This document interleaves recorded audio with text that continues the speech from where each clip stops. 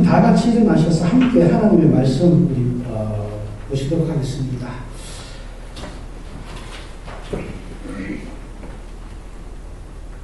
호세아 6장 1절에서 6절 말씀입니다. 호세아서 6장 1절에서 6절 말씀입니다.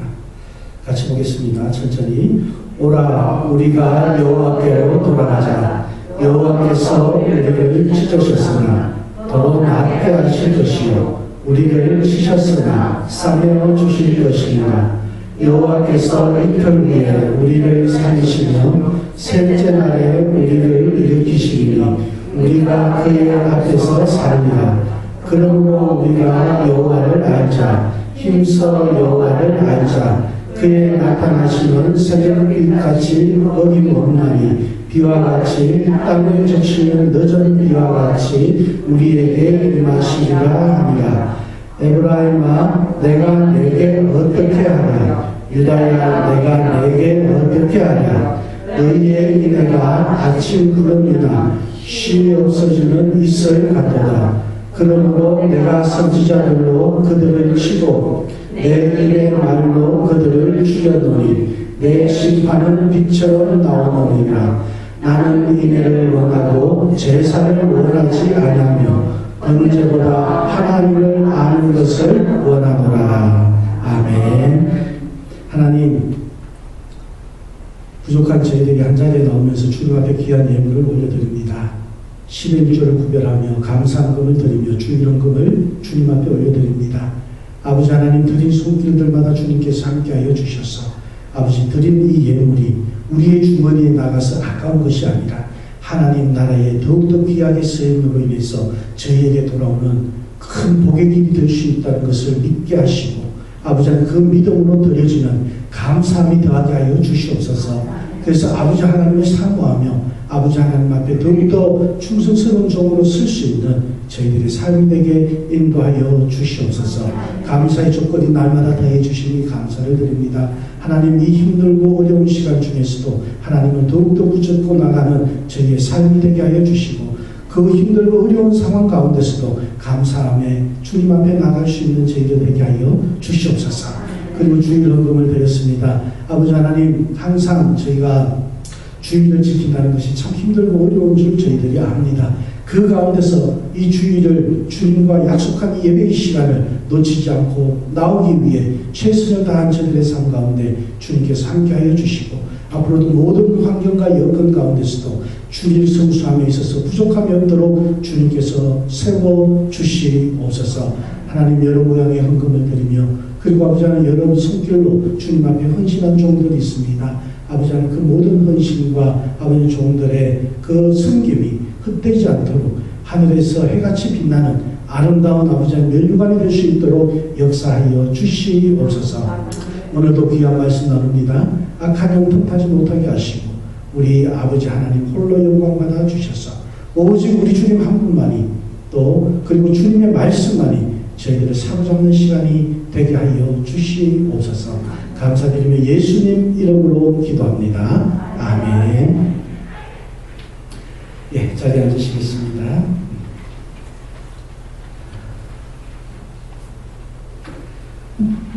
오늘 이렇게 예배를 준비하다 보니까 제가 처음 개척할 때 그때가 생각이 나더라고요. 처음 개척할 때 아무것도 다룰 줄 몰라가지고 음향 장비 이런 걸 하나도 할 줄 몰라가지고 참 많이 힘들었던 그런 시간이 있었습니다.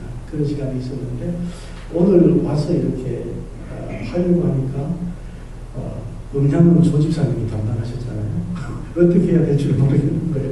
그래가지고 목사님한테 전화해가지고 목사님하고 여기서 통화하면서 이렇게 또 설치하고 그렇게 했는데 조금씩 이렇게 또 배우게 되는 것 같습니다. 전에 있던 데서는 이게 제가 음향기계를 다 다루었지만 또 다른 기계다 보니까 또 이렇게 힘들더라고요. 새로운 것에 우리가 적응한다는 게 참으로 힘든 것 같아요. 요즘 이렇게 새로운 질병들이 계속해서 생기고 있습니다. 코로나로 시작해서 그 외에 또 여러 가지 변형되어지는 그런 많은 병들이 생기고 있습니다. 그러다 보니까 우리의 삶에 큰 영향력을 미치게 되는 것 같아요. 우리가 어떻게 주님 앞에 나가야 될지 그 길로 나가는 길을 참 힘들게 하고 어렵게 하는 것 같습니다. 우리가 예배의 자리에 나오기까지 코로나 심할 때는 얼마나 힘들었습니까? 예배를 드리지 못하고 그런 시간들이 있었습니다. 우리가 습관적으로 이렇게 예배를 드리다 보면은 그 습관이 나중에는 귀차니즘이 될 수도 있다는 것이죠. 그 틈을 마귀는 놓치지 않습니다. 어떤 목사님이 교회에 처음 이제 부임을 해 가셨어요. 다른 교회에 부임을 해 가셨는데 목사님께서 설교를 하셨어요. 설교를 하시는데 한 설교를 하십니다. 예를 들어서 오늘 호세아 이 6장 말씀으로 설교를 하셨다라고 치면은 다음 주에 나왔는데 또 목사님이 이 말씀을 가지고 또 설교를 똑같이 하십니다. 또 시간 안 틀리고 똑같이 하십니다. 그래서 한 달간 지나니까 이제 교인들이 목사님에게 이제 따지기를 시작합니다. 목사님 설교를 한 달간 이렇게 하십니다. 그리고 그런데도 불구하고 목사님이 5주째, 6주째 계속 그 설교를 하시는 거예요. 그 7주째 될 때 예배 딱 마치고 나니까 이제 교회 중직들이 와서 목사님, 우리 더 이상 목사님 모시고 같이 목회를 못하니까, 사역을 못하니까 목사님 다음 주에 성경 예배 드리고 떠나갑니다. 그래서 2달 만에 이제 목사님이 나가시면서 마지막 성경 예배 때 똑같은 말씀으로 하셨습니다. 똑같은 말씀으로 하시면서 그랬습니다. 단 우리 성도들 중에 단 한 분이라도 이 말씀대로 행하시는 분이 있었으면 저는 설교가 바뀌었을 것입니다. 그리고 목사님이 사역을 하고 가셨다라는 얘기가 있습니다. 우리가 성경 구절도 그렇고 우리의 삶도 그렇고 말씀도 그렇습니다. 계속해서 듣다 보니까 너무 잘 알다 보니까 익숙해져서 우리가 놓치고 가는 그런 성경 구절들이 참 많이 있습니다. 오늘 그 가운데 대표적인 것이 바로 로마서 10장 10절 말씀이 아닐까 싶습니다. 우리 한번 같이 볼까요? 시작. 사람이 마음으로 믿어 의에 이르고 입으로 시인하여 구원에 이르느니라. 아멘. 새신자만 공부할 때 빠지지 않는 말씀입니다. 처음 교회 들어와서 새신자 성경 공부 시작하면 이 말씀부터 시작하거든요. 그래서 뭐라고? 사람이 마음으로 믿어 의에 이르고 입으로 시인하여 구원에 이르느니라. 구원의 확신을 가져야 된다. 이걸 가지기 위해서 우리가 이 성경 구절을 다 외우게 합니다. 계속해서 외우게 합니다. 근데 참 이 구절에 따르면 믿음과 구원은 그저 마음과 입의 그런 문제입니다. 마음에 예수님에 대한 의심만 없으면, 그리고 그것을 나의 입으로 그렇다고 이렇게 얘기만 하면은 어떻게 해요? 모든 것이 구원받고 끝나는 것이고, 내 삶이. 그러면 의도 구원도 모두 나의 것이 된다라는 그 말씀이거든요. 이거 우리는 이 구원의 확신에 대해서 이 말씀을 너무 많이 듣다 보니까 이 말씀을 지금 평상시 생활에서 우리가 삶 가운데 생각하고 계신 분 잘 없을 거예요. 그렇지만 성경에는 이 구절과 꼭 정반대가 되는 그런 성경 구절이 또 있습니다. 이것이 바로 문제예요. 분명히 마음과 입으로 우리가 시인하면 구원을 얻는다라고 이렇게 성경은 말씀을 하셨는데, 반대가 되는 대표적인 말씀이 마태복음 7장 21절 말씀입니다. 우리 같이 볼까요? 시작. 나더러 주여 주여 하는 자마다 다 천국에 들어갈 것이 아니요 다만 하늘에 계신 내 아버지의 뜻대로 행하는 자라야 들어가리라. 아멘. 반대지 않습니까? 주여 주여 하는 자마다 다 천국에 못 간대요. 여러분 한번 생각해 보세요. 교회에 나와서 주여 주여 부르고 기도하는 사람이 마음으로 믿고 입으로 시인했을까요? 안 했을까요? 거의 대부분 교회에 나와서 주여 주여 부르고 기도하시는 분들은, 주님을 찾는 분들은 마음으로 믿어 입으로 시인해서 구원을 받은 사람들이에요. 그런데 그 구원을 받은 사람들이 나와가지고 주여 주여 하는데도 불구하고 주님께서 말씀하십니다. 주여 주여 하는 자마다 다 하늘 나라에 갈 수 없다.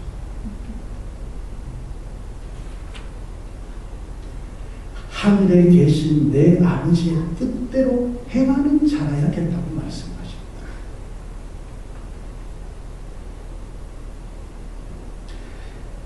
여러분, 그럼 이 둘 중에 무엇이 맞을까요? 마음과 입대, 뭐예요? 행함과 이 어느 것이 맞을까요? 이 두 가지가 다 어우러지기를 하나님께서는 원하시는 거예요. 이것이 서로, 이것이 잘났니? 마음과 입이 맞니? 아니면 행함이 맞니? 이렇게 싸우는 것이 중요한 것이 아니고, 하나님께서는 이 두 가지가 하나가 어우러질 때에 하나님이 원하시는 믿음의 사람이 된다는 것을 우리에게 말씀하고 있습니다. 그런데 이 구약시대에 보면요, 이 두 가지가 어우러지지 못한 나라가 있습니다. 그 나라가 어디냐면 오늘 이 본문에 나오는 이스라엘이에요. 이스라엘이 하나님의 백성인데 어떻게 어우러지지 않았을까? 어우러지지 않았습니다. 그래서 이 오늘 호세아 이 말씀에 보면은, 오늘 이 본문 앞까지 말씀을 보면요, 하나님을 남편으로 이렇게 많이 이렇게 비유하면서 쭉 말씀을 하고 있는데, 그 가운데 하나님께서 심판하시는 그런 부분도 이렇게 나오게 되는 것이에요.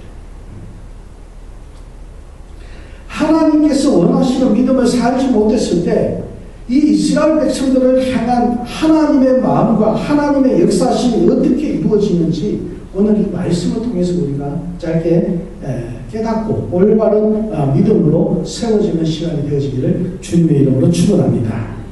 여러분, 이스라엘 이 백성들의 특징이 뭐냐면요, 이 특징은 하나님께서 선을 베풀면 베풀수록 하나님에게서 멀어진다는 거예요. 하나님께서 사랑을 베풀면 베풀수록 멀어진다는 거예요. 하나님께서 이스라엘 백성들에게 무엇인가를 해주면 하나님과 멀어져요. 희한하죠. 우리 보통 사람들은 어떻습니까? 선물 하나 주면 그 사람과 더 친해지잖아요. 그죠? 애들 어떻습니까? 학교에서 캔디 하나 지한테 주면은, 걔가 다음에 또 안 주나? 그러고 또 이제 기다려지는 그런 마음도 있어요. 무엇인가를 나에게 줬을 때, 굉장히 또 고맙고 그 사람이 생각이 나게 됩니다. 그런데 이 이스라엘 백성들은 그렇지 않았다라는 것이에요. 이스라엘 백성들은 하나님께서 출애굽시켜줬을 때도 어떻습니까? 만나와 먹을 것들을 매출하기나 뭐 이런 것도 다 줬어요. 저희가 먹고 살 수 있도록 해줬어요. 그렇지만 어떻게 됩니까? 애굽에서는 이거보다 더 잘 먹었는데 이렇게 되니까 하나님과 멀어지는 거예요. 그런데 일이 잘 돼도 문제예요. 일이 잘 돼도. 이 이스라엘 백성들에게 하나님께서 선을 베풀어 주셔서 일이 잘 되니까, 계획하던 모든 바가 이루어지기 시작하니까 하나님 없이도 잘 살 수 있을 것 같은 거예요.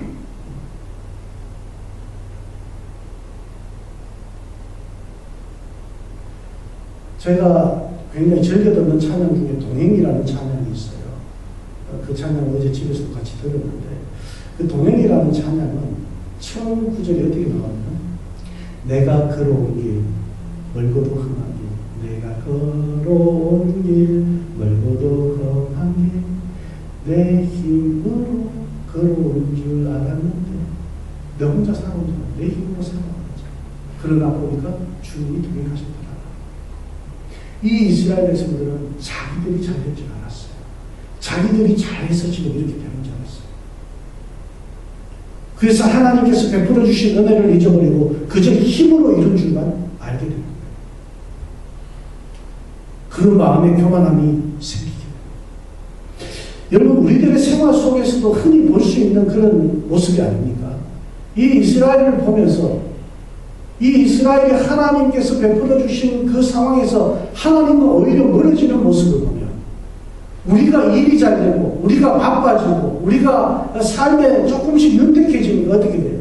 예배가 멀어지고 하나님과 멀어지고 주일이 멀어지고, 우리 어떤 일정 부분도 여기에 해당되지 않습니까?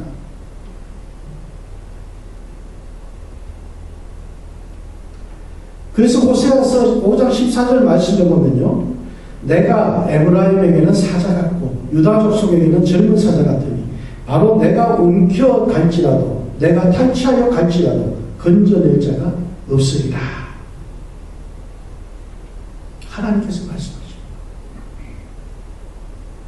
하나님께서 뭐같이 되겠다? 사랑하면 할수록, 용서하면 용서할수록 점점 더 하나님을 잊어버리고, 그리고 하나님과의 언약을 더 가볍게 생각한 이 이스라엘을 향한 하나님의 역할은 사자였습니다. 사자. 라이언. 왜 하나님께서는 사자의 역할을 하셨을까요? 우리가 호세아서 5장 15절 말씀을 같이 볼까요? 시작. 그들이 그 죄를 뉘우치려 내 얼굴을 구하기까지 내가 내 곳으로 돌아가리라. 그들이 고난받을 때에 나를 간절히 구하리라. 아멘. 하나님께서 사자가 되셔서 그들을 갈기갈기 찢어놓으시고 그들을 힘들고 어려운 고난의 길을 걸어가게 하시면 나중에는 이 이스라엘 백성들이 너무나 간절하게 나를 찾게 될 것이다. 너무나 간절하게. 하나님께서는 결국 이스라엘에 베푸시던, 선을 베푸시던 그 하나님의 자리에서 잠시 이스라엘을 떠나 계십니다. 가장 강하신 분이, 이스라엘이 가장 의지하셨던 그 하나님께서 사자가 되셨어. 그들을 무너뜨리시고 갈취를 하신다. 그렇게 돼요. 그 사자에게 찢기고 핥혀지고 그럴 때 이스라엘 백성들이 할 수 있는 건 뭡니까? 칼든 강도를 만나면 여러분 뭐라고 제일 먼저 말합니까? 살려주세요. 그렇죠? 살려주세요. 사자에게 살려달라고 할 수밖에 없어요. 이 말씀 뭡니까? 하나님께 살려달라고 할 수밖에 없어요. 그래서 하나님께 살려달라고 호소하고 딱 엎드러지는 그 이스라엘이 되기를 하나님께서 원하셨다. 하나님께서 이스라엘에게 사자가 되신 이유가 바로 여기에 있다. 그런데 하나님께서 주신 이 이스라엘 백성들의 고난 끝에는 깨닫고 다시 돌아오는 모습입니다. 이 이스라엘 백성들이 하나님이 원하시는 것이 이루어졌어요. 하나님 앞에 다시 돌아오는 그런 모습입니다. 그래서 오늘 이 본문 말씀이 하나님께로 돌아온 이스라엘의 모습이에요. 이 6장 앞까지 5장까지는 이스라엘 백성들이 자기 마음대로 살다가 하나님 앞에 된통당합니다. 그리고 난 다음에 이 6장 말씀에는 하나님께로 돌아오는 거예요. 그래서 오늘 우리가 보았던 이 말씀 6장 1절 2절 말씀 우리 같이 볼까요? 시작. 오라 우리가 여호와께로 돌아가자. 여호와께서 우리를 찢으셨으나 도로 낫게 하실 것이며 우리를 치셨으나 사명을 주실 것입니다. 여호와께서 이틀 후에 우리를 살리시며 셋째 날에 우리를 일으키시니 우리가 그의 앞에서 살리라. 아멘. 이스라엘 백성들이 아하 내가 여호와께 잘못했구나. 그러고 난 다음 서로 얘기하면서 서로 권면한 게 무엇이냐면 여호와께로 돌아가자 하는 것이었습니다. 여호와께로 돌아가자. 그리고 두 번째가 뭐냐면 여호와를 알자. 3절입니다. 같이 봅니다. 시작. 그러므로 우리가 여호와를 알자. 힘써 여호와를 알자.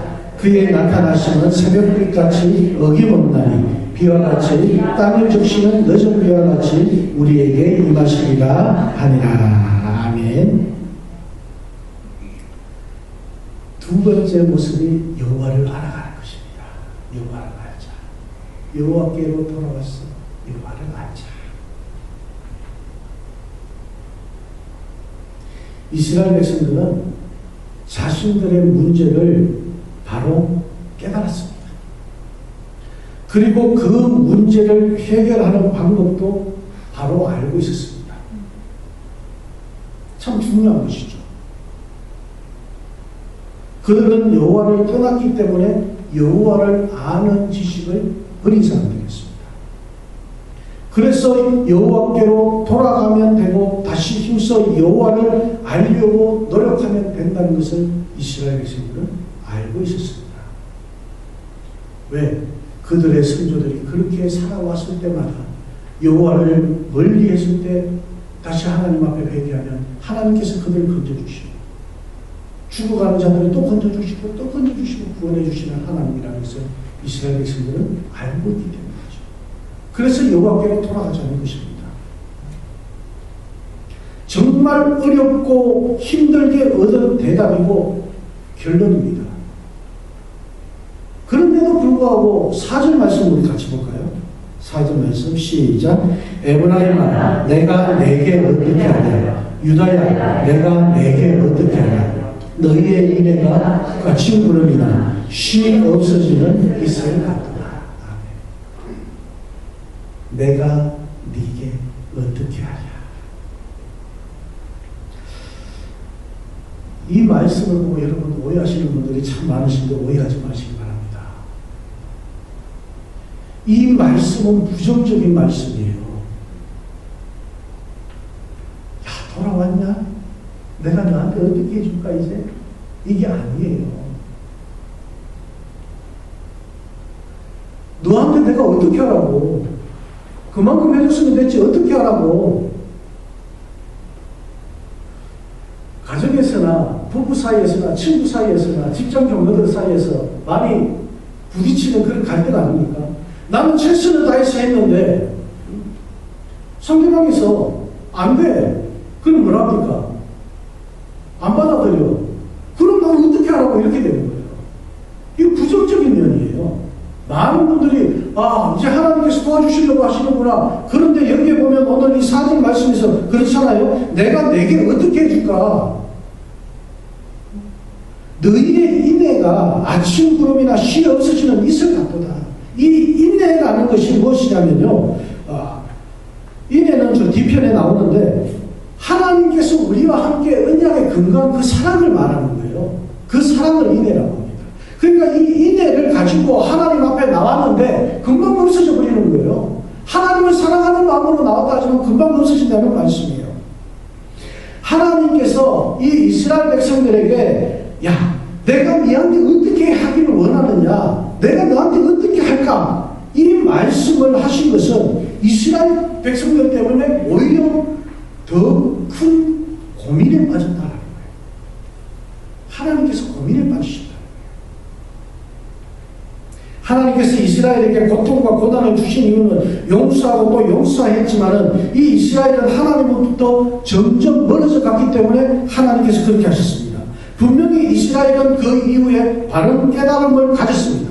그리고 해답을 찾았습니다.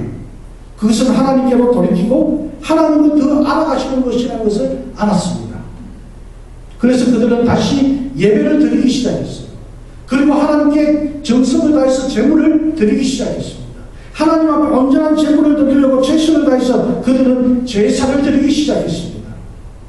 그렇게 해서 하나님께로 돌아온 것을 표시하고 하나님을 알아가려고 했습니다. 그러나 하나님 보시기에 정말 중요한 것이 빠졌다는 것이에요. 하나님께서 원하시는 것은 단순히 그런 답을 알고 그 답대로 따르는 그들의 그 모습을 원하시는 것이 아니었습니다. 하나님께서는 이렇게 말씀하십니다. 6절 말씀에 나는 인애를 원하고 제사를 원하지 아니하며 번제보다 하나님을 아는 것을 원하노라. 하나님께서 이스라엘 백성들에게 원하시는 딱 두 가지는 무엇이냐? 인애와 하나님을 아는 지식이다. 그래서 인애라는 것은 무엇이냐면 바로 언약에 근거한 사랑이라고 말씀드렸습니다.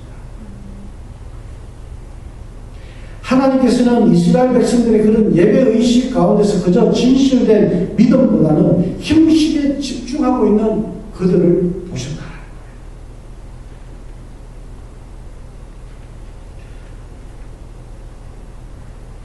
너무 형식에 치우치는 거야, 예배가. 오늘날 예배도 그렇습니다. 너무 형식에 치우쳐가지고 주님을 찾는 것보다 형식이 틀어지면 은혜가 안 되는 경우가 참 많습니다. 하나님께서 형식을 중요하게 보시는 단 한 가지의 경우가 있습니다. 그 경우는 뭐냐면 형식이라는 이 그릇 안에 올바른 내용이 담겨져 있습니다. 우리가 형식이라는 이 예배의 틀 안에 진실된 우리의 믿음이 담겨져 있을 때 하나님께서는 그것을 보신다는 거예요. 우리 선교지에 가면은 이 형식을 갖춘 예배를 드리기가 참 힘듭니다. 작년에 제가 여러분들에게 말씀을 드렸듯이 공안이 따라다닐 때는 어떻게 해요? 눈 뜨고 기도해요.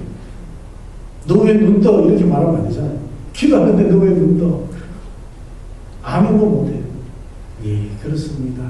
그렇게 얘기해요. 예, 그렇습니다. 그리고 코로나로 인해서 대면 예배를 드리지 못했을 때 여러분 한번 생각해 보세요. 얼마나 예배의 자리가 간절했습니까?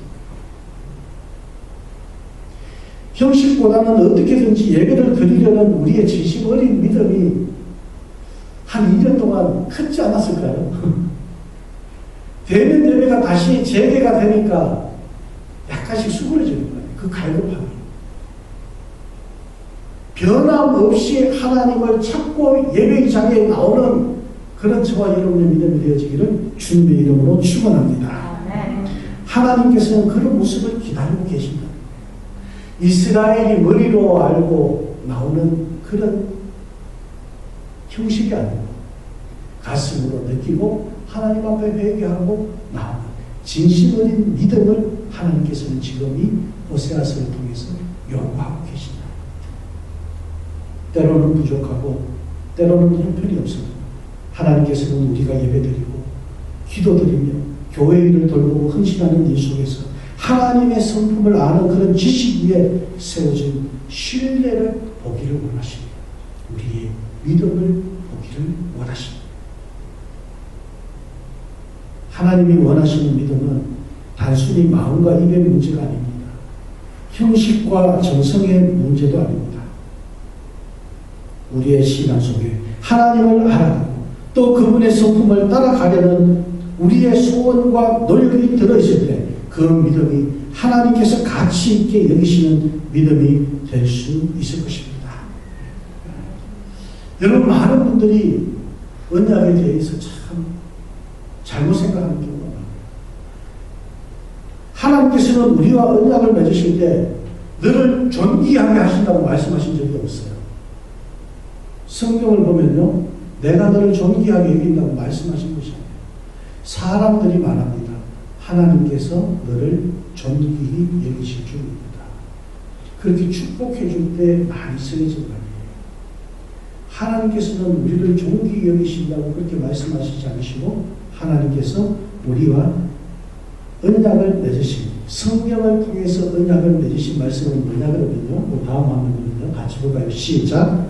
내가 너와 함께 있으리라. 내가 너와 함께 하리라. 하나님께서 맺으신 언약은 내가 너와 함께 하리라. 내가 너와 함께 함으로 인해서 우리의 삶이, 우리의 믿음이 흔들리지 않고 주님 안에 거할 때에 주님께서 우리를 존귀한 자리로 인도하실 줄 믿습니다. 하나님께서 직접 존귀한 자리로 인도하시다는 말씀을 한 적이 없어요.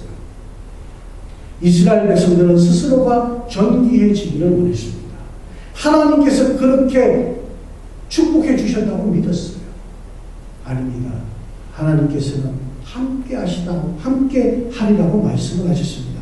그래서 예수님께서도 마지막 지상명령, 마태복음 28장 20절 말씀 마지막 부분에 어떻게 말씀하십니까? 내가 세상 끝날까지 너희와 항상 함께 있으리라. 우리가 어느 곳에 있든지 어떤 모습이든지 주님은 항상 우리와 함께 하시겠다고 그렇게 말씀하고 계십니다. 항상, always. 항상 우리와 함께 하십니다.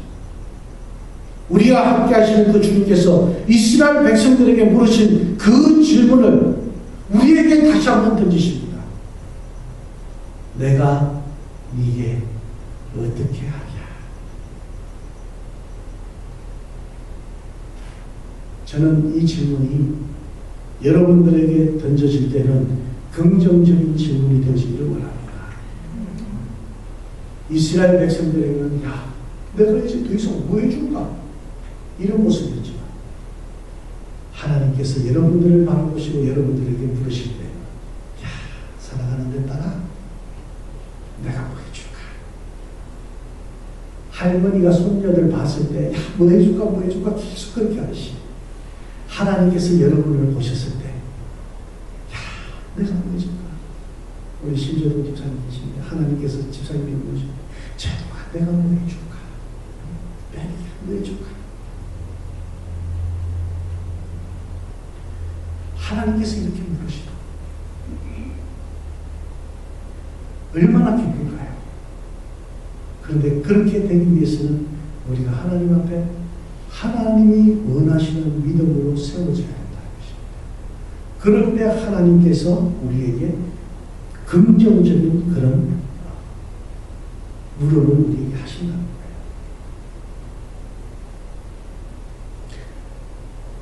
우리가 지금까지 걸어오면서 여러분들의 삶을 되돌아보실 때에 얼마나 하나님께서 원하시는 믿음으로 우리가 살아왔는지를 되돌아볼 수 있는 그런 시간이 되어지길 원합니다. 오늘 이 말씀을 갖고 여러분들이 이스라엘 백성들의 삶과 나의 삶을 비교해 봤을 때 나는 이스라엘 백성들보다 얼마나 올바른 자세로 하나님 앞에 나아가고 있는지를 돌아볼 수 있기를 원합니다. 하나님께서 원하시는 믿음은 마음과 입과 행함이 어우러지는 것이라고 말씀을 드렸습니다. 이스라엘 백성들이 그렇게 하지 못했던 건 우리가 할 수 있기를 원합니다. 하나님께서 원하시는 것은 바로 그것입니다. 그 믿음대로 주님 앞에 나갈 때에 하나님께서 저와 여러분의 삶 가운데 친히 주인 되어 주시고 주님의 이 물음, 야, 이제 내가 너한테 뭐 해줄까? 하나님의 복을 마음껏 누릴 수 있는 여러분이 되어지기를, 그리고 여러분의 가정과 여러분의 자녀들, 그리고 우리 주님의 영광교회가 되어지기를 주님의 이름으로 축원합니다.